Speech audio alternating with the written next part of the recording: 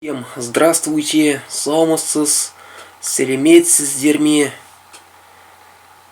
Раз уж тут прикипело еще и у татаристов, которые давно не заходили на этот канал, я расскажу об отличиях мишарий на примере себя от казанских татар. Ну, я татар, как безликом понимании народа. Во-первых, выпуски не выходили долго, потому что я заболел. Во-вторых, просьба прекратить меня оскорблять, поскольку вы этим добьетесь лишь одного. Я вас забаню. Так что уж проще высказать мне претензии конструктивно и логически, нежели получить блокировку за собственную глупость, а потом уже читать мой ответ, на который вы уже мне контраргументировать не сможете. Так вот, первое отличие мишара от безликой татарвы.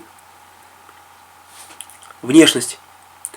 Я, как видите, вот, подбородок, что еще показать? Пантит.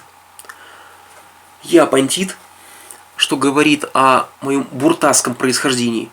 Если присмотреться моим глазам, обычно в реале это незаметно, а на фотографиях и на видео, на фотографиях реже, можно заметить тот факт, что у меня присутствует субмонголоидное влияние, потому что моя бабушка по материнской линии была татарка.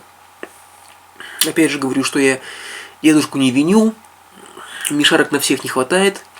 У меня самого все девушки были татарки казанские.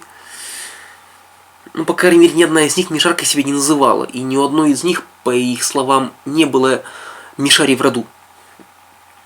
Так что я ни разу не встречался с русской. У меня не было девушки-казашки. Не было башкирки. У меня все были татарки. Второе отличие. Это менталитет и язык. Мишари говорят на диалекте. Мишари утратили свой язык в эпоху попадания в Золотую Орду.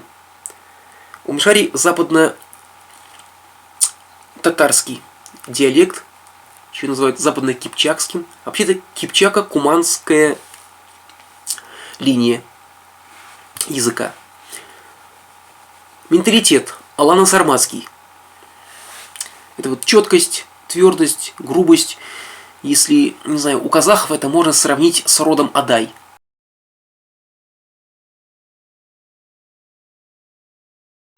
Не знаю, у русских с казаками. Это мишари. Мишари. Если рассмотреть мишари в сравнении с казахами, то это одновременно, не знаю, это Адай и, например, такой род старшего жуза, как Жалаиры. То есть это одновременно и воины, и хранители, которые могут взять под себя даже весь народ, где бы ни находились. А мишари после потери своего Касимовского ханства растворились среди казанских татар и среди башкир.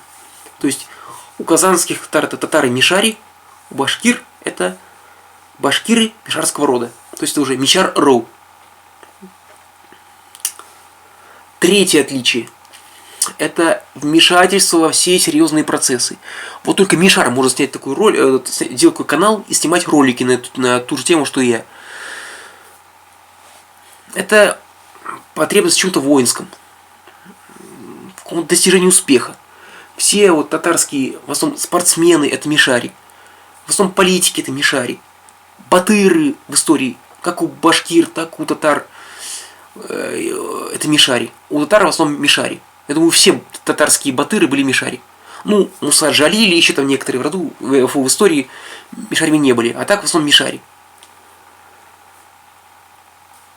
Опять же, о сходстве казанских татар с мишарями. Это результат ассимиляции.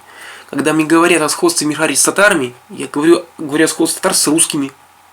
Ассимиляция, как ее назови, она везде будет ассимиляцией. И всегда этот процесс будет выглядеть одинаково. Что еще добавить можно?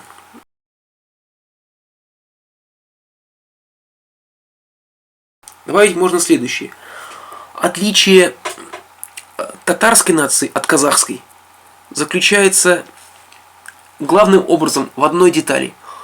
Казахи – это союз племен. Поэтому каждый ру – это как улок, составляющий юрту.